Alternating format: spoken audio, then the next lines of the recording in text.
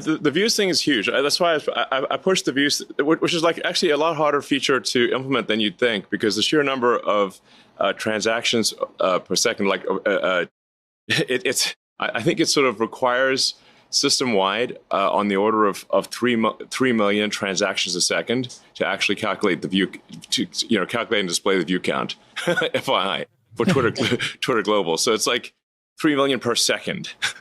It's a lot. For those of you listening, Elon Musk has joined the pod. Elon, how's the first 6 weeks been, generally speaking, of owning Twitter? Well, it's been quite a roller coaster, which obviously you've witnessed and been on the roller coaster as well. Yes, the Dramamine. I've taken the Dramamine. It's quite up and down. I mean, it's exciting, but I think it sort of has its highs and lows, to say the least.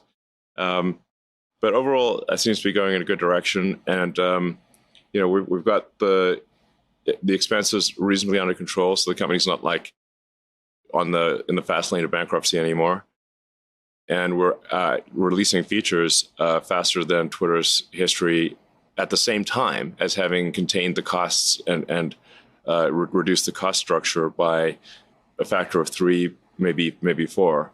So, the verified is obviously that's huge. It's a revenue stream as well as a means of identifying, of like knowing that it's a real person and not a bot or a troll situation.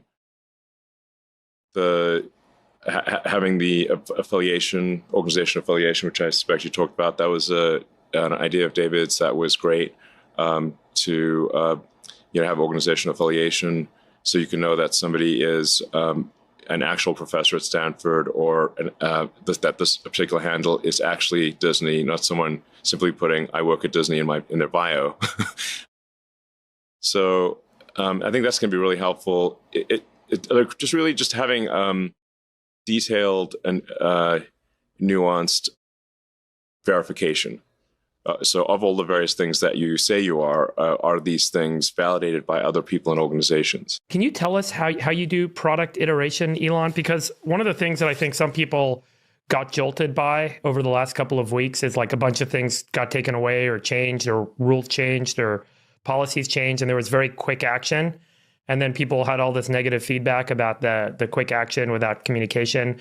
But your extraordinary talent is to iterate product to success. Can you just maybe share with people how you do product iteration in this context to help them understand how some of these decisions get made and why moving quickly is so important, and just, how you're doing this? I'm a big believer in, you want to look at the net output.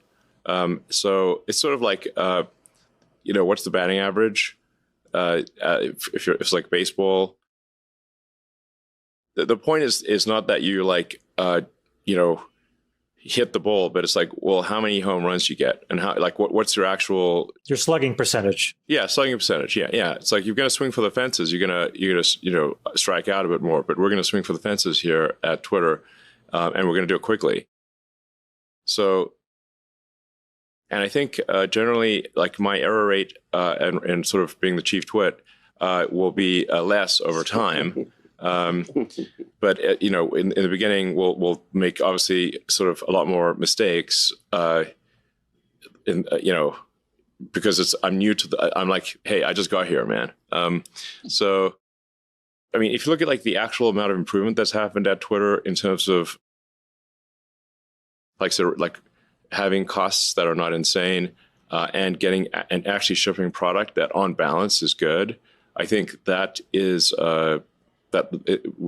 that's great. I think we're actually executing well and getting things done. I think we'll have fewer gaffes in the future. How did you get to your intuition on what the efficient frontier of employees needed to be to make the product better? Well,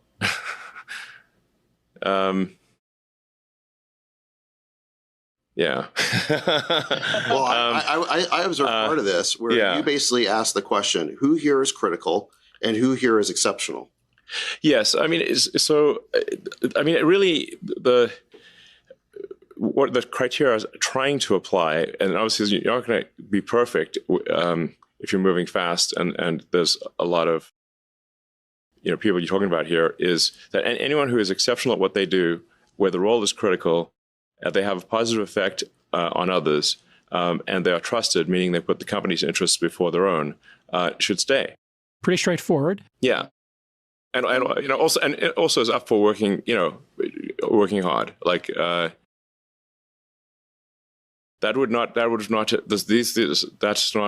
was not Twitter's prior culture.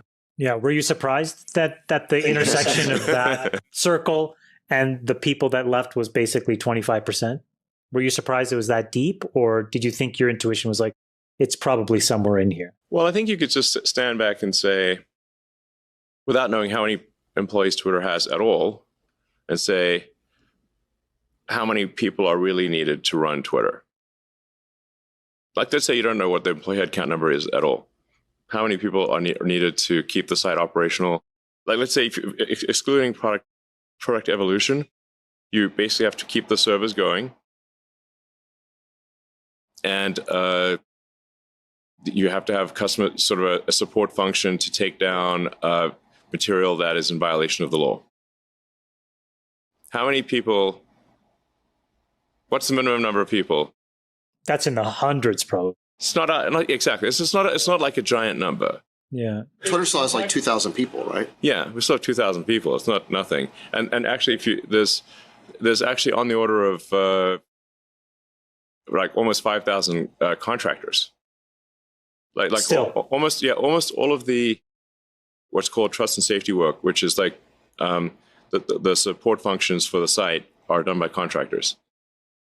You're doing a lot more to take down hate speech than the company previously was doing. Yeah, absolutely.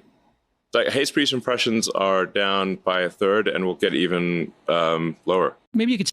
I think the incentive structure, the way Twitter was set up previously, was this relentless focus on what they called MDAO, which is monetizable daily active users. Although I would say the monetizable part is dubious. But at least things that appeared to be monetizable or could be passed off as monetizable daily active users. So this created an incentive to turn a blind eye to fake accounts. So if the incentive structure is maximize the appearance of monetizable daily active users, then it's a strong incentive to pretend that a bot is real. And that's what happened. So we've taken a lot of steps to reduce the bots and trolls situation. So many. I think you're seeing that in the usage. Like it's not like relatively rare to have your replies filled with crypto scams. I'm not really I'm thinking about that much, because I'm just thinking about like, how do we I'm just like just get Twitter to be in a financially healthy place, and fix the engine of engineering so we can have a rapid evolution of new products. So, and I guess I'm in sort of in some ways an unfortunate position where I don't have to answer it. It's not public, and we don't have a board really. So, so I can just go, and I can take actions that are drastic. And obviously, if I make a bunch of mistakes, then Twitter won't succeed, and that'll be pretty embarrassing and sad.